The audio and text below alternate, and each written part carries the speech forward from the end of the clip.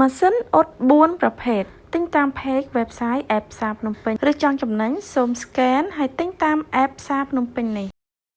ចាបងតែងសួរថាម៉ាស៊ីនអ៊ុតមកថងនៅខាងផ្សារភ្នំពេញហ្នឹងមានម៉ូដអីខ្លះអញ្ចឹងឥឡូវ admin សូមបង្ហាញទី1គឺម៉ាស៊ីនអ៊ុតមកថងលេខ200ចាជ័រគឺថងសម្រាប់មកទឹកកន្លះចុះក្រមកទឹកកន្លះមកទឹកអីហ្នឹងគឺអ៊ុតបានហើយមិនថាថងប្រភេទណាគឺអ៊ុតបានទាំងអស់ថងក្រាស់ស្ដើងអីគឺអ៊ុតបានចាស័ក្តិសមជាមួយនឹងបងលក្ខណៈប្រើប្រាស់ចាលក្ខណៈគ្រួសារហើយចំពោះបងដែលចង់បានម៉ាស៊ីនអ៊ុតមកថងដែលរាងវែងជាងនឹងហើយមាំជាងនឹងគឺអាចប្រើប្រាស់ម៉ាស៊ីនអ៊ុតមកថងលេខ300មួយនេះបានចាអញ្ចឹងខ្ញុំសាកល្បងក្នុងវីដេអូមិនថាថងម៉ាស់ចាថងអ៊ុត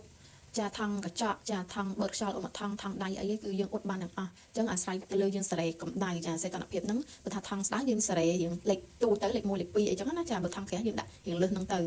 ចាសម្រាប់ម៉ាស៊ីននេះថងពីទឹកកន្លះចុះក្រោមពីទឹកកន្លះពីទឹកមកទឹកអីគឺអ៊ុតបានទាំងអស់ចាឥឡូវខ្ញុំសាកបងដាក់ទឹកចាអ៊ុតគឺអ៊ុតជាប់មាត់តែម្ដងចាហើយទូយើងប្រឹងហែកក៏ហែកអត់ចេញដែរគឺវាជាប់ស្អិតនៅនឹងហ្មងណាហើយសំបីចាក់ទឹកចេញក៏ចាក់អត់ហូរចេញដែរវាអត់ជ្រាបទេអញ្ចឹងអ៊ុតបានល្អក្រោយនោះគឺ4ទឹកចាហើយបងប្អូនគាត់ចូលចិត្តប្រើមែនតើចាពិសេសបងគាត់លក់នំចាលក់គាត់ធនជាតិចាគាត់អ៊ុតថងអាហារគាត់ហ្នឹងឲ្យមានអនាម័យនិងស្តង់ដារចាបញ្ជាក់ផងដែរម៉ាស៊ីនអ៊ុតលេខ200នេះគឺជ័រណាបងណាចាហើយលេខ300និងលេខ400គឺដែកចាដែកមាំហ្មងហើយមិនថាថងប្រភេទណាគឺអ៊ុតបានទាំងអស់ក្រាស់ស្ដើងចាថងម៉ាស់ថងជ្រក់អំបិលស្ករចាថងដៃថងកញ្ចក់អីគឺអ៊ុតបានទាំងអស់អ៊ុតបានល្អមែនតើហើយម៉ាស៊ីនអ៊ុតអូតូនេះវិញចំពោះបងដែលមានអាជីវកម្មខ្នាតតូចវិស្ជុំគឺប្រើប្រាស់ល្អខ្លាំងមែនតើមួយម៉ោងចង់ដាក់100កញ្ចប់200កញ្ចប់ក៏រត់ទូហើយចំណេញកម្លាំងពលកម្មឲ្យពេលវេលាច្រើនមែនតើបងណាគឺប្រើតែមនុស្សម្នាក់ឯងគឺអ៊ុតចង់បានរាប់ពាន់កញ្ចប់ក៏បានដែរ